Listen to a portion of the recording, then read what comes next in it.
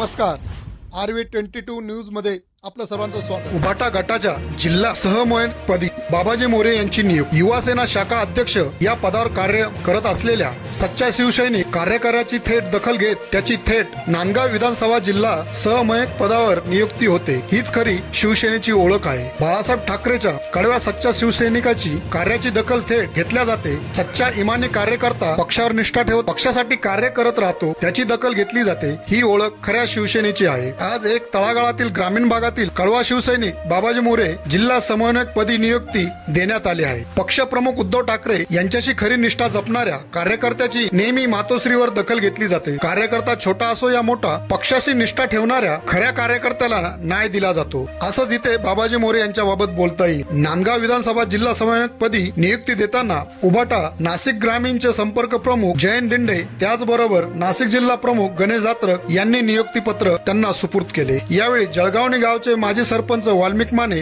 माजी चेअरमन पंढरीनाथ कुकळे, माजी सरपंच रोडवायरे गणेश कोळपे, कडवे शिवसैनिक पंडित पोलगीर, ग्रामपंचायत सदस्य पोपट कोरे यांच्यासह इतरही शिवसैनिक यावेळी उपस्थित राहिले।